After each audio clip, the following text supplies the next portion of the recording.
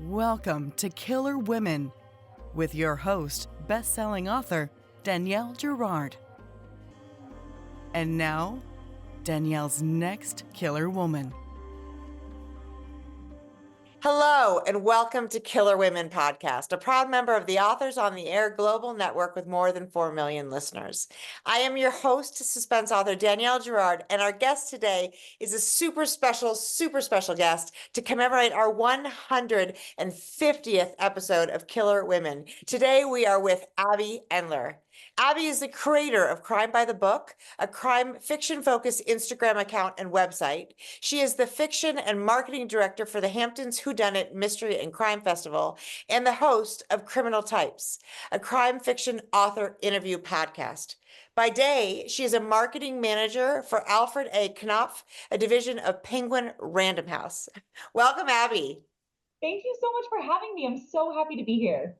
So Abby, tell everybody how to follow you, because I can't imagine there's a listener out there who doesn't know who you are, but you are Crime by the Book on Instagram. And what is the website? Is it the same? Yeah, so the website is crimebythebook.com. I will freely admit here the website needs some updating. As you can hear from Danielle's wonderful introduction, I have about 4 jobs at this point. So the website needs a little updating, but crimebythebook.com has tons and tons of my older book reviews, author interviews, reading lists, all of that good stuff. And then you can find me on Instagram at Crime by the Book. Which is so fun. And Abby just got engaged. So congratulations. Super exciting. Thank you so much. Yes, so exciting. It's so exciting. And she shares the video, which is so cute. And on Instagram, once Crime by the Book. And we now get to all follow her to hear how that is going. Because now we're all going to be wanting. Yes, now he's out in the open, right? He's out exactly. Thank you. Public domain. Congratulations to you on 150 episodes. That's incredible. Oh, thank you. It's super exciting. It's been such a fun ride. I've talked to so many fabulous authors.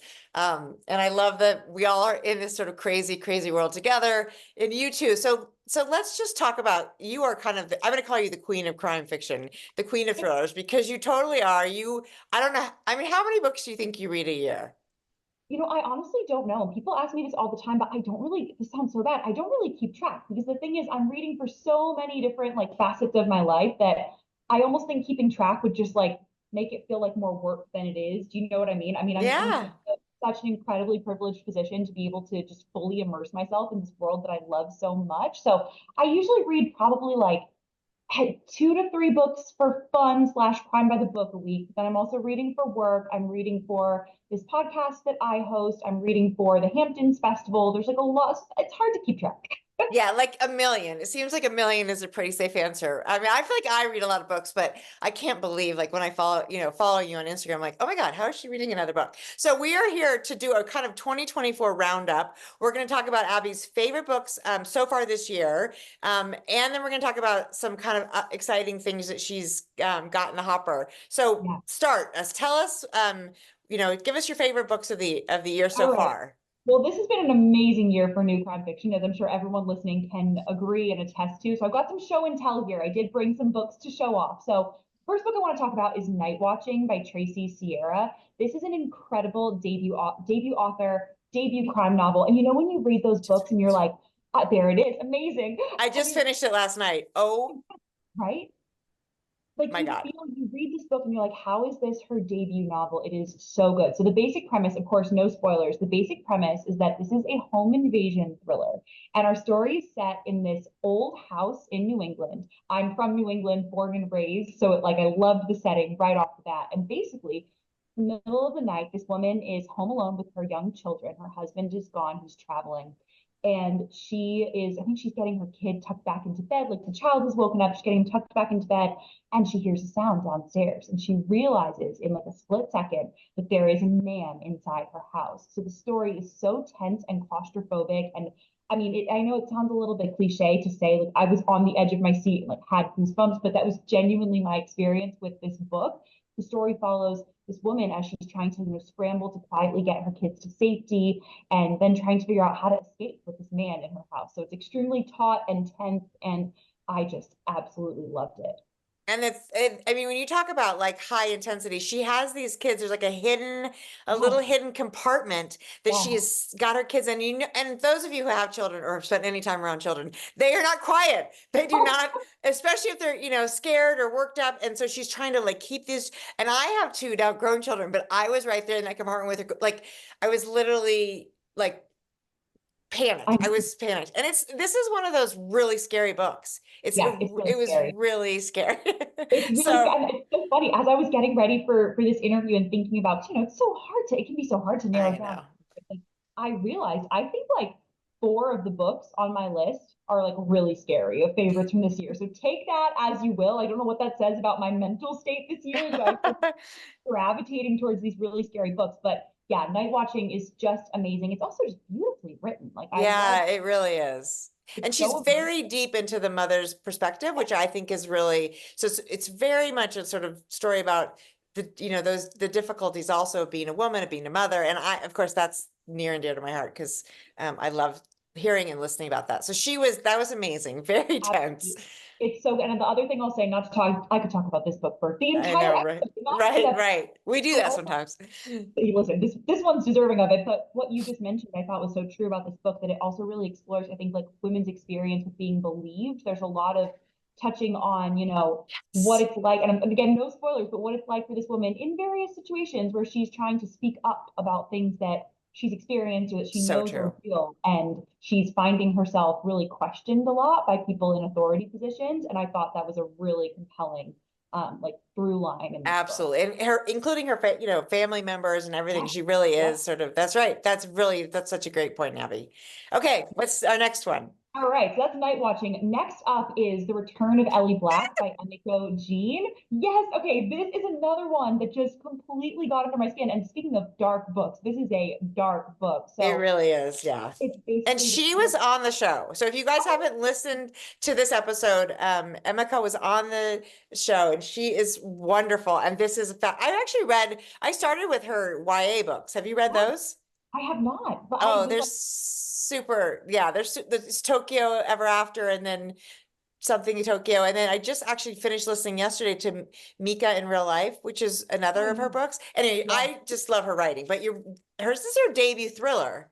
This is her first thriller, and she like really goes into the thriller genre hard in this book. It is She does. incredible. I was super lucky to do an event with her in Houston, for Murder by the Book, the amazing independent bookstore here, and she was absolutely fascinating. And this book is incredible. So it's basically about this detective who has been haunted for the past couple of years by this missing persons case that she hasn't been able to solve. A couple of years ago, this teenage girl vanished, Ellie Black, obviously, vanished without a trace, and our protagonist has just been haunted by this. And now, a couple of years later, after this disappearance, again, without explanation, Ellie Black returns. And our detective protagonist is kind of having to dig into, first of all, what happened to her? Where was she? Was she taken? Did she run away? What was going on? And then also trying to figure out what she's not telling police about her Right. time when she was gone. Because there's kind of this Right. cloud of suspicion hanging over her return. Like what she's clearly keeping some secrets, but what are those secrets And and she why? doesn't want to talk about it, obviously, right? I mean, she was gone for a long time and obviously Yep. stuff happened. So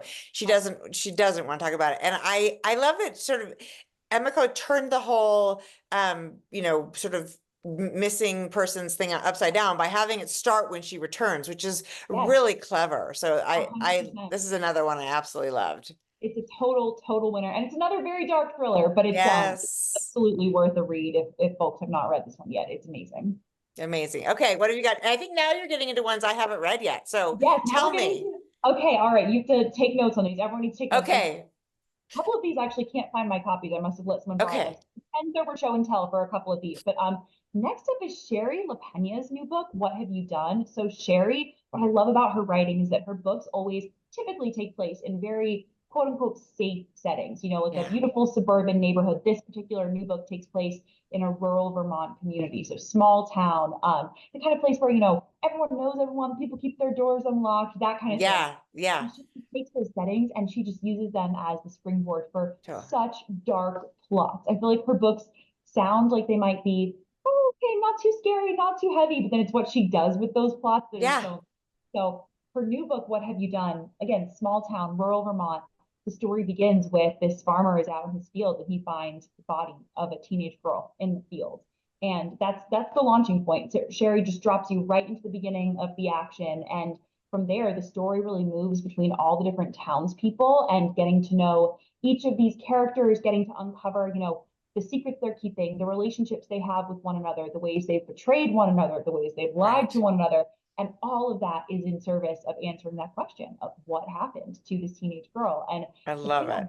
loved about this book, it's amazing. She has so many different points of view, but she juggles them so effortlessly. And the really cool thing is, I think when you read multiple POV thrillers, a lot of time there'll be, one chapter for character A, the next chapter for character B, and it kind of alternates like that. But in this book, in every chapter, you get multiple POVs. So there'll be like Interesting. big sections, like, a couple paragraphs for character A, then a couple paragraphs for character B, and on and on. That's And hard to do it's well. hard to do. I mean, you would think that that could be really overwhelming and kind of Yeah, confusing reading experience, but it's not. It's effortless in this book. good And I for can her. only imagine how much work went into making this reading Right. experience effortless for us. Right. Um, but this is another really dark one too. Like this, like I said, I don't know what it is about me this year, but I guess it's me all the time, honestly. I just love a I dark mean, book. you are kind of, you are sort of, I mean, I think about your love, of some of the Scandinavian and Yeah, yeah, you kind of have exactly. a dark sensibility. I, I I, was that. I get that. I totally get that. Okay, so Shari LaPena is Shari. For those of you Yeah, listening, LaPena is Lapena, and she has a yeah. bunch of books. She had, Yeah. she's done. I've read a bunch of her stuff. I have not read this one, but obviously now I have to. Okay, so that's number three. What else have we got? All right, next up. So this is a pretty interesting one for me. So I love Lisa Jewell. I'm a Yes. huge Lisa Jewell fan, and this summer she released a book that's pretty different from what she's done in the past. So this is her Okay. new book, Breaking the Dark, and it's not a psychological, well, it's a psychological thriller, but it's not one of her normal kind of domestic suspense novels. This is actually a Marvel crime novel. So it's a Oh, crime yes, I novel. read she was doing this. She's what Yes, character? Jessica Jones. This is a Ah, based I on read about Lisa was on the exactly. show last year. I guess she must have been last Yeah. year, right? She was on the show last year. And then I read that she was doing this and a couple other authors, right? Yep. Alex Segura and I believe S.A. Cosby are doing other Marvel crime novels. What a fun, again, that book is absolutely, so tell us the premise, because first of all, who doesn't love Jessica Jones? I know, well, Right? and I will freely admit, like folks who follow me on Instagram, they already know this. Like, I'm not a big superhero person. So this was Yeah, really yeah. comfort zone. But I was like, I'll read anything Lisa writes. So let's see what this book is about. And it has turned out to be an absolute favorite for me this year. So basically, if you're new to Jessica Jones, which I was, she is a retired superhero who is now a private investigator living in New York. And she has kind of a group of friends in the city, which are obviously the characters who S.A. Cosby and Alex Segura will be writing about in their books. So in this story, a woman comes to Jessica with a very mysterious, kind of inexplicable case. This woman, she splits custody of her children with her ex-husband. Her ex-husband lives in England, and her kids have just come back from spending a month with their dad in the UK. But this woman believes there is something different about her kids now. She thinks that somehow they have been changed or maybe even swapped with someone or something else. There are these bizarre, like, personality changes to them, their mannerisms are different, and even things about their physical appearance, just slight things, but things that a mother Wow. completely notice are different. So Jessica takes the case and she finds herself traveling to England to investigate, which I thought was brilliant on Lisa's part because Yeah, obviously a because huge that's her home. Right, exactly. taking Jessica out of New York and bringing her to England. And oh my gosh, this book is wild. Like it does have, of course, it's a superhero story. There are some kind of supernatural components to it, but the mystery at the core of this book is so good. And I'm sure that superhero fans are going to be like, this is a very obvious comment. But for me, as a newcomer to the superhero world, I love the way that Jessica used a superhero in this sort of larger than life story to talk about things that are so down to earth and relevant. This book like touches on social media, it touches on the pressure to be perfect. And I think those are things that we all experience all the time. And I love the way Yes. that this larger than life story could kind of dig into these really relatable topics. Lisa's actually great with that. I feel like she does that in every book in some way or another. She sort of, and a lot of her books take like people who were sort of formerly successful who kind of hit a low because of some sort of life event and how things go from there. But that is really exciting. I'm really glad I feel like this is the thing about being a book lover is you hear about a book and there has to be some like tracking app for figuring out like, keeping track of a book and when it's going to be out. And, but that is out now. Is that one out now? Yeah, this one's out now. So it came out in July. It's out now. And I really like, I know I talked to a lot of readers who are like, we love Lisa, but like, we're really not superhero people. Not sure if this will be for us. And I would just encourage you, like, maybe get it from the library, just in case, in case you're not Right. ready to purchase. But like, it's so good. And so much of what I love about Lisa's writing, her character development, her pacing, just the addictive quality of her storytelling, all of that is very present in Breaking the Dark. It's so That good. is so, okay. That's fabulous. That I have now, like, I need more books to read, Abby. Okay. Those Keep sound, coming. I So I've know got that. one more if you're, Okay. Bring add it. one more to your No, for TBR. sure. I mean, I could do this all day, but yeah, give us another. All right, so my fifth and final favorite of the year so far is Murder Road by Simone St. James. Oh, I love her books, but I haven't Oh read my that one God, yet. she's amazing. She is like, I credit her as the author who first made me open to like supernatural components in my crime. Yes. I used to be very much like, if it has a ghost, I don't want it. And then I read one of her books and I just fell in love with the way she weaves these supernatural elements into very down to earth mysteries. And Murder Totally. Road Actually, you know is, what? Hang on, Abby. I think I have that one. yeah, Isn't it yeah, funny? I'm like, and then we can show the beautiful cover. yeah, perfect. Um, I must have let someone borrow a couple of these. And I was like, where are they? no, maybe it's over here. I have a problem with where I put all my books. Okay, maybe I don't know where it is. This Maybe we is, can pop the cover image up or something. yeah, exactly. I will find it here. Okay, you tell us what it's about while I find the beautiful cover image, and then I'll show Sherry's too, just so people can see it. Amazing. Thank you. Okay, so Murder Road. It is about this young couple. They've just gotten married and they're heading to their honeymoon. They're driving down this dark country road. It's late at night. Of course, it's, raining. It's kind of moody and spooky. And all of a sudden, out of the fog, they see this woman on the side of the road. And it looks like she's maybe hitchhiking. So they decide, okay, well, it's a little dangerous for her to be out here alone. And against their better judgment, they pull over and they decide to help her. And then they notice that she has what appears to be blood on her clothes. And this chance There encounter, it there it is, is. spooky road. But this chance encounter puts this young couple kind of in the crosshairs of this long-standing mystery in the town where they are going for their honeymoon. They basically have found themselves potentially in the crosshairs of a serial killer who's been targeting people in this town for a long time. So it is just incredibly spooky. It's like I said, I think Simone does such a great job of writing really down to earth mysteries that do have a touch of supernatural elements in this book. There's kind of this local lore kind of spooky thing going on, but it never detracts from the central mystery. So if you are someone who really wants still a great puzzle to solve, you Yeah. will get that in this book. And I love that. I do love that. I love that. I love her supernatural because I think she does it within the realms of like believability weirdly, exactly, which doesn't really exactly. make sense necessarily, but no, I Oh, think yes. she's one of my favorites too. She's amazing. I love that. Okay, now I have three new books to read. And Yes. this is Shari LaPena's What Have You Done? In case you're a visual person, which I totally am. If I see a cover, then I'm like, oh, I remember that cover. So Yeah.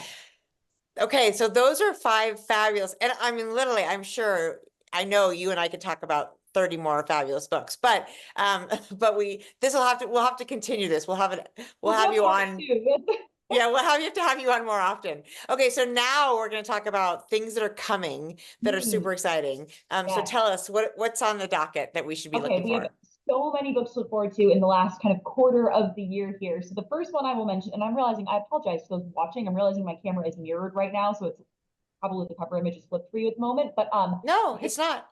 if not Not for me. So for therefore, it me, should be fine. okay, well, amazing. Then please disregard that comment. That's fantastic news. I was like, gosh, why is this showing me mirrored? Anyways, No, it's good. It's perfect for us. So you go, perfect. Okay, girl. that's all that matters. Fantastic. So the first book I want to recommend is The Hitchcock Hotel by Stephanie Roble. This comes out at the end of September, and it is so, so good. If you love Hitchcock, if you love film noir, if you love just dark psychological thrillers about messed up friend groups, you will love this book. It's basically about this guy named Alfred Hitchcock. His mother named him that.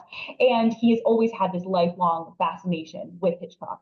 In college, he befriended this group. They kind of came together over their shared love of films. And we're not sure what happened, but something happened their senior year that caused the friend group to really fall apart. There was a big rift between them. So now in the present day, when our story opens, Alfred has opened a hotel called the Hitchcock Hotel, and it is a Hitchcock themed hotel, which is just amazing. It's in this small college town right near where they went to school in New England. And it's all Hitchcock themed. And he invites his friends from college for a reunion weekend at the hotel. But right away, we know that he has some nefarious plans for them over the course of the weekend. And it seems like he is maybe planning to get some Hitchcock themed revenge on his friend group. It is incredible. You don't need to know anything about Hitchcock to appreciate this book. I'm kind of a Hitchcock novice, thanks to Riley Sager, who got me into those movies during COVID. But I'm still very much a novice, and this book is completely approachable. Even if you know nothing about Alfred Hitchcock, you will love the spooky noir vibes. It is incredible. Also perfect for spooky season, this one. It's really, really good. I love it. And I have that on my TBR too. I also loved her first book, Rose Gold. That was Yeah, so this is and this is her second book, right? this is her third book. She had a book Boy, called Might Hurt, like I think came out right during COVID, maybe. Like okay.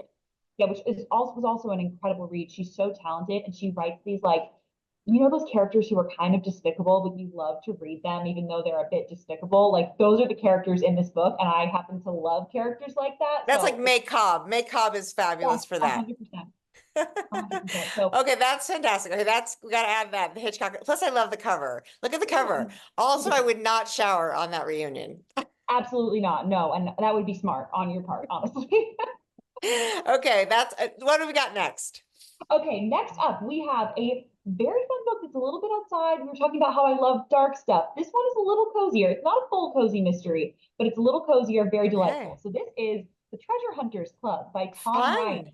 Okay, This we is got a boy. We have a about male the boy. author. Super About the fun. boy. We like to make exceptions once in a while. So tell us about this book.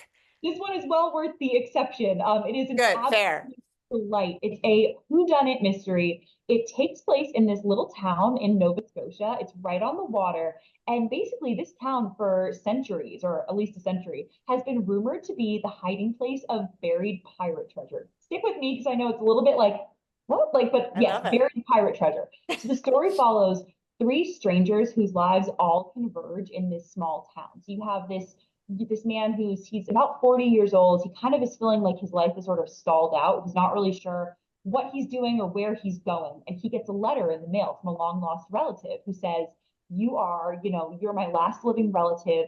Please come to this town. Please come to this town. I would love to get to know you and to tell you more about our family history. And also, it seems like there could be a big inheritance in it for him. So he sets out for the town. Then we follow an aspiring author. Well, she is an author, but she's just had her first book really, really flop. Like it was supposed to be the big book of the season. It tanked. Like, and I think anyone who is an Yes, author, has worked in right. publishing, we've all seen this happen. We know that Exactly. so her book has tanked, and now she feels like my writing career is over, and she's looking for new Totally. inspiration. She gets word that a house sitter is needed in this town, so she's going to head out there, house sit for a whole year in this beautiful home in this gorgeous town, and hope to find new inspiration for her writing. So she's there, and then we also have a teenager who is described in the book as kind of like a Gen Z Nancy Drew. And she's living in this town, and her grandfather has always told her stories about the missing pirate treasure. So you have these three strangers, their Love it. lives town. There is treasure hunting, there are adventures, and there are murders because it seems like the treasure, it could actually be kind of real because people looking for the treasure keep dying under suspicious circumstances. So I love that. it's fantastic. It's an absolute delight to read. The characters are wonderful. The setting is amazing. It's so much fun. I would It just, sounds much lighter than your normal, I mean, yeah. that's the thing. This is by far the lightest book that I've read in a long time, but I felt like it was such a perfect escape, and the characters Yes. so much fun. And the mystery is excellent. There is, I mean, no spoilers, but like there is a twist in this book that rivals that of any like big I buzzy love twist. that. So, Is it a debut novel? no, it's not a debut. Okay. I haven't heard of him, but Oh, and I have to admit, I've never read him before. This one just crossed my desk because his Mhm. editor is a friend of mine who works in publishing, and he was really excited about this acquisition and was like, I think you'd love it. And he was 100% right. It's an amazing book. I love that.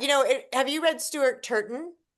No, I haven't. Okay, because it reminds me a little bit of him. Is it like Yeah, kind of really well done, but kind of yeah, humorous. And I've yeah, just finished his third book. yeah. And I have to say, I'd say put them in your ears Yeah. and, because it's the beautiful, British accent, and try one of those because they're really, I know. I mean, I know you know what they are, and I just Yeah. posted about them because I just love his books. But that sounds similar, and I will absolutely try that. It's I well love it. worth it. It really is. And there's something to be, it turns out, even, even folks like me who love a really dark story, there's something Yes. for a delightful escape. I think we can agree on that. Yeah, and I kind of like to go, dark. I mean, after night watching, I read I think I read the Amiko Jean non-suspense because I'm just like I need for Variety. sure Yeah, little no, palate cleanser. 100%, 100%. Well, Treasure Hunters Club is a perfect palate cleanser for anyone out there who needs it this fall. Love it. Okay, what else have we got? All right, my next one is, it's technically a January release, but That's I think, fair. all right, and I I know think which one this that's is. right. All right, we have Alice Feeney's Woo! Beautiful Ugly, which, oh my gosh, this book is absolutely amazing. We're going back to the dark stuff now, but Alice Feeney is a favorite author of mine. She's an amazing psychological thriller writer from the UK. Her books are always super twisty, super unpredictable, and her new book, Beautiful Ugly, is my favorite of hers Oh, yet. It's good. so good. It's about the other, if I can just share a fun fact about this one. Yes. So Alice came to Houston on book tour for her previous book, Good Bad Girl, which was, I think, last fall, last August. She was in Houston. And I was lucky enough to moderate her event at Murder by the Book. And at the end of the event, she was like, Abby, like, before we go, I need to tell you something. She said, because I had asked her, of course, what are you working on next? Yeah. Will we have a new thriller from you? And she said, I will have a new thriller coming out in early 2025. And she named one of the characters in the book after me. So Oh, the Abby in this book is named after me, but she was sure to say she didn't model Abby's personality off me. Let's just say yeah. that. It's just the name. It's just the name, not I anything else. got it. I Um, got it. so I I was love super that. honored. I was so That honored, and the book is amazing. So if you'll indulge me, I'll tell you a little bit about the plot. please. It's about this writer named Grady who has just had some amazing news, like kind of a lifelong career goal of his has just happened. And he's home waiting for his wife, Abby, to get back. They're going to have takeout and, have a nice cozy dinner at home, pop some champagne and celebrate.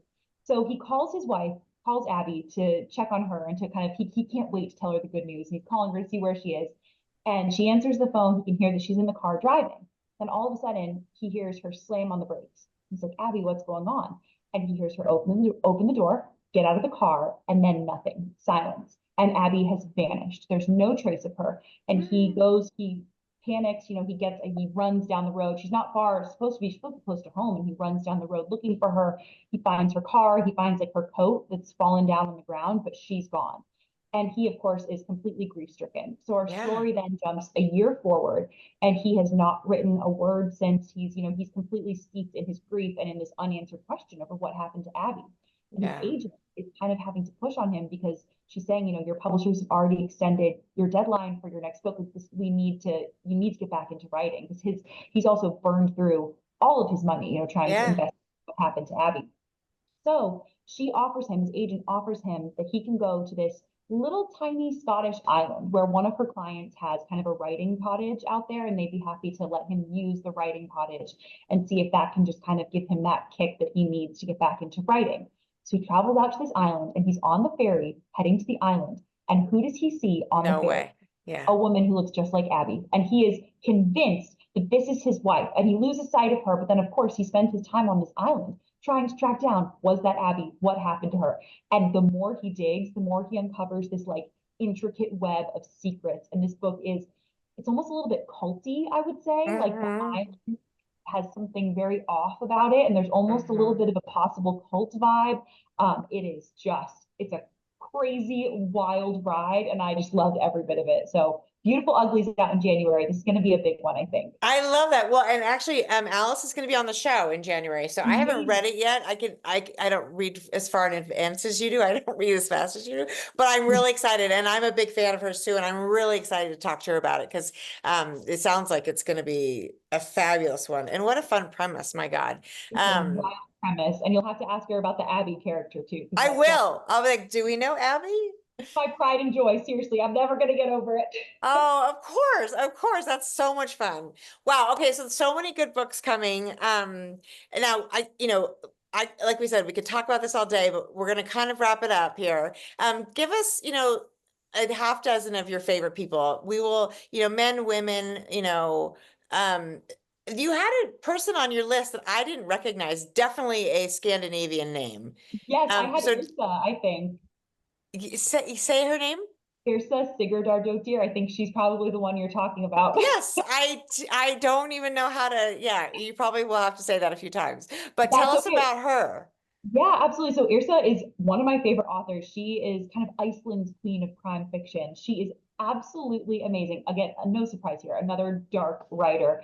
Her books, she has a couple different series. She has a couple that are more procedural focused, and then she also writes standalone horror novels. So her books always incorporate a spooky horror touch to them. Mhm. Even her procedurals are quite dark, shall we say, but she's amazing. She is very prolific. She's had at least one of her books made into a movie in Iceland. Her book, I Remember You, if you're looking for a great spooky season read, it's a Okay. standalone ghost story about friends renovating a house in Iceland. And it was turned into a movie. The movie is in Icelandic, but of course, like English subtitles are available. And it is so good. It's one of the best like book to movie adaptations I've seen. And Yrsa's amazing. She's a civil engineer, I believe, at one of Iceland's like leading engineering firms. She's just incredibly accomplished and a wonderful, wonderful person. So she's one of my favorites. She was definitely on that list of Yeah, favorites. she was. Okay, wait, spell her first name because we'll find her by I Remember You. That's the name of the book. Okay. And Yep. then probably we could just type in Iceland and find her, but spell the first name for me. So first name is spelled Yrsa, Yrsa. Yeah. So that's nice Ursa. and Okay. Okay, that yeah. kind of makes sense. The last name is like 1,000 letters. And I was like, Last name is long. Last name is long, but her first, if you look up I Remember You, Yrsa, Yrsa, you will find her. And she has tons and tons of great books out there. That's kind of the one that I would recommend starting with. But she's got lots of great books out there. and you're really involved with so the Iceland you do an Iceland noir Yeah, there's an yeah, amazing, tell us a little bit about that and also about the Whodunit conference because I think for people listening yeah. it's super fun to go and listen to other authors and I want to go to Iceland this year, not this year, I'm not going to get to go this year, but I want to You go because it have sounds to come. amazing. Oh, you have to come. It's so fun. So Iceland Noir is an Icelandic crime fiction festival. They're kind of expanding a little bit outside the genre of crime fiction, but it's at its core crime fiction festival that takes place every November in Reykjavik, Iceland. It is just a dream. I mean, it's so cool. The venues are incredible. It takes place in the Yeah. heart of Reykjavik. You couldn't ask for a better location to go talk about like all things crime fiction. So it's basically I believe it's about 4 days of, crime fiction panels. So you get to listen to author interviews, big one-on-one interviews, panel events. They have kind of some special events as well. I think this year they're going to be doing some fun screenings because one of the founders of the festival, Ragnar Jonassen, one of his books has just come out as a TV show, which is very exciting. So I think Very exciting. fingers crossed there should be some fun kind of screening opportunities there. It's super, super fun. It's a very special crime fiction festival. It was actually the very first crime festival I ever went to when I had just started Crime by the Book. Really? Yes, and I knew no one. I mean, I wasn't working in publishing. I had no like I had just started Crime by the Book and I found Iceland Noir somehow online. And I remember sat down with my Grammy and I was like, do you think I should go to this? Like this looks really cool. And she had actually gone to Iceland for her first solo international trip back, years ago. And she was like, absolutely yes. So she and I planned the whole trip, went to Iceland Noir for the first time in 2016, and I've been going ever since. And I So moderate a it's lot of events there. It's so fun. yeah, you're really involved. I didn't realize it had been around for so long. I kind of Yeah. assumed it was newer. I think this is its ninth year. I want to say that it started in maybe 2015. I think I went like when it was maybe 1 or 2 years old. Like I went very early on, but it wasn't the first year. But yeah, but new festivals, you mentioned the Hamptons Festival as well. Yes. That is a very new festival. It's called Hamptons Whodunit. It takes place in April in East Hampton, New York. And that is actually, so we just had our second year of that festival. So 2023 was the first year. And oh my gosh, it's been amazing. And that one, I'm the fiction and marketing director for that festival, which means that I have the incredible privilege of getting to plan the author events. I get to kind of, come up with a dream wish list of authors. I get to figure out who we want for guests of honor, for featured authors, all of that, plan all the events. Oh my And I God. moderate a lot of events there too. It's amazing. You do have like 7 jobs. You said I four, do. but I think it's more like I seven. know. I say four, but now that I think about it, I'm like, there's quite a lot. But no, I mean, it's just such a privilege to get to steep myself in this genre, that I've loved since I was a little girl reading like Nancy Drew books. It's such a dream. Yeah, actually, before we go, I kind of want to go back to that because I think, I mean, you really have, this is like your passion and your work and, and actually, I also, from the perspective of authors, like we are so grateful. You are the kind of person who helps our readers find our books, which is such a gift to us. And as a reader myself, I love going on and seeing like what you're recommending, what you're reading. So tell us, like, okay, so you were obviously a young reader. What made you say, okay, I'm going to do this. I'm going to do a bookstagram. You're Oh kind my of gosh. you're an original bookstagrammer. So I No, tell I've been us. doing this a long time. It's wild. Yes. But no, I should also say thank you for asking. It's so fun to get to talk about this because normally I'm the one conducting the interviews over Yes, here. exactly. To Exactly. talk about this, but yeah, so I've been a lifelong mystery reader. I started with Nancy Drew, graduated to Agatha Christie. Then I had my like Patricia Cornwell, James Patterson phase. Then it was Stieg Larsson that got me into the Nordic noir stuff. When Girl with the Dragon Tattoo got big, Yes. I kind of when I was in school, I wasn't reading for fun as much. When I was in college, high school and college were I was so focused on academics and all that. Like, I Yeah. wasn't reading for fun. And then when I graduated, I realized, oh, this is kind of an opportunity for me to get back into just pure pleasure reading. And the genre that I've always loved has always been and will always be crime fiction. So I started Crime by the Book. I was working in my first job out of college. I was a copy editor for a legal reference book publisher. So I was literally sitting alone with law books all Mm. day. And I mean, I thought that I was an introvert, and I do have introverted tendencies, but like I needed more human interaction than that job. Yes. Like I really did. So I started Crime by the Book because I just kind of thought, I love talking about this. Maybe I'll find other people online who share the same love and want to talk with me about the books we're reading. Brilliant. Started Crime by the Book, and then about 6 months after that was when I was kind of, as I went with that account, like I kind of began to realize that I thought I wanted to go to law school, but I realized the job that I was in, I was really more interested in the publishing side of it than the legal side of it. So I decided maybe there's a world in which I could get into the publishing industry. I had no concept of publishing as a career whatsoever. It was felt Right. very, very foreign to me. But I started just kind of trying to see if I could connect with anyone through Crime by the Book. When you're a bookstagrammer or a quote unquote, I hate the term influencer, but when you're a But quote yeah. unquote influencer, you hear from a lot of publishing Yeah. people. So I asked on a whim, I asked one of them if he would ever be willing to just give me 15 minutes to talk about his job. And he ended up being just instrumental. I owe so much to him. He ended up kind of helping me connect with the woman who became my first boss in publishing. So about 6 months after I started Crime by the Book, I found myself moving from Houston, Texas, where I was living after college, to New York, to start working in publishing. And I've been in that industry ever since, but also keeping Crime by the Book going too, because it really is just like it's such a passion project for me. I think people see my online presence and they think it's my job, and that I'm very flattered by that because I I hope that know. I'm doing a good job with it and that it seems professional. But it's a true passion project, just something that I keep going because it's very creatively fulfilling for me. It also just has brought me so close to this genre that I love so much. And I take it as such a big privilege to be able to help readers find books they'll love, to help Yeah. support authors in the work they're doing. Like it's a dream. I mean, you are, yeah, and you are sort of, and in our genre, I feel like you are the be all end all of, recommenders. So if you want to know a book to read, you go to Abby. So Thank tell you. me, are your parents big thriller readers? Like, my nobody reads thrillers in my family. Nobody read Nancy. I was the only one. So I have no idea sort of how, I have a very dark imagination. I think that's why we do what we do. Like, so if you're Yeah. a worst case scenario thinker, you're like, you read everything to kind of figure out what you would do in this scenario. I don't know Yeah. where that comes from, but how about you? Like family of readers, tell Yeah, me. so big family of readers for sure, but not big crime fiction readers. I will say my family, they're like the most wonderful, supportive people ever. So they have all now dabbled in the thriller genre. I think my dad enjoys it more than my mom. I think my mom read like one Riley Sager book and she was like, this is scary. I think this is a little too much for me. So, but I'm very, very fortunate to come from a big family of readers. My parents kind of introduced books when I was so young. I remember my dad would read me the Boxcar Children mysteries when I Yes, was I remember those. read Yep. them myself.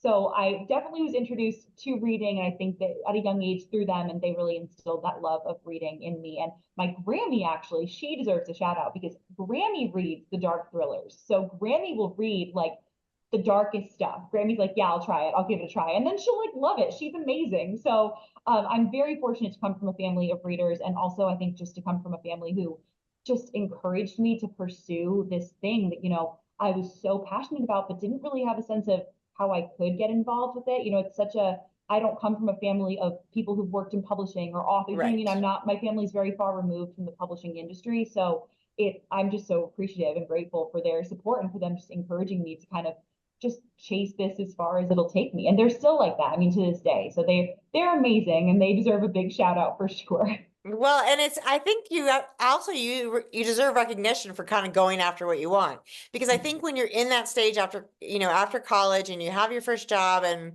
it's a little overwhelming to think about not only like, I mean, going from Texas to New York City, Yeah. of course that would have been terrifying. But also like kind of putting yourself out there in this way that is like, I have no idea, this is not going to be like, I'm not trying to make money off of this. It's just something that I love and I'm sharing. And now as we know, and we talked about this briefly earlier, social media can be it can Oh, be, absolutely. No, it can be really tricky. And the thing is, I feel like I have such a conflicted, I guess, relationship with social media because on the one right, hand, I owe social media my entire career, right? Like the people who follow Crime by the Book, who are part of that totally. community, I really do view it as a community. People are so kind and so supportive, and Yeah. they have like had my back since day Yeah. one. Yeah. I wouldn't have had these opportunities without them, without their support. At the same time, like we talked about, there is an immense amount of pressure. Social media it's a lot of pressure and I'm not even like I said, I'm not making money from my social media. Like for me, Mhm. it's a passion project and it's something that I see as kind of inextricably linked with the rest of my career. But there's still, there's pressure. Algorithms are designed to, if you're not on it Yeah. today, your engagement will suffer, you'll lose, there's just like there's a lot of pieces to it. And for as wonderful as most people are, there's always going to be someone on social media who Oh, an unkind word for yeah. you. So, it's a mixed bag. But that being said, I mean, I owe my entire career to social media and to Crime by the Book. Like starting that account was the best decision. The best I know. decision. And it's wonderful. And I think, I think particularly social media is hard on women since we're talking, women, Yeah. it's unfortunately there are people out there that, right, are going to sort of judge us by like, Yeah. whatever we look like on a day when we're reading a book, when we're really like, what we're here to talk about is the book A hundred and not percent. my face or my A hundred body or anything like that. Absolutely. No, 100%. It's an unavoidable thing, but I think like what I've definitely learned is there are a lot more kind people out there Yes. than are trolls. And I'm just very grateful for like people, I think they might not even realize that the fact of like leaving a kind comment, sending a nice message to say like, I read this book that you recommended and absolutely loved it. Like that just means the world to me. That's Of just, course. Of course, right. It's like in this world where we're sort of all distanced all the time, running, running, running. It's just like feels like a little hug, right? Like a little like, exactly, thank you for 100%. doing what you do. So, well, Exactly. this is amazing. I know, and like I said, I know we could do this all day forever, but we'll get you back. Absolutely. Please, I would love to come back. And thank you so much. This was so much fun, such a joy. And I'm so honored to be part of your 150 episode celebration. So thank you so much. well, what a treat. Abby, thank you so much. Everyone, this was Killer Women. You need to go follow Abby Endler, Crime by the Book on Instagram, crimebythebook.com, or go visit her at what's it called? Murder by the Book. Yes, Murder by the Book. come to Murder by the Book. Come to the Hamptons Whodunit Festival in April 2025. Like I will be there. Hope to see everyone. That's right. I'm not sure if Iceland might be full this year, but I'm going to try to go next year. Definitely. So, Everyone needs to be there. It would be so fun. oh, so fun. All right. Well, everybody, thank you for joining us today, and we will see you next time on Killer Women. Thank Bye. you so much. Bye.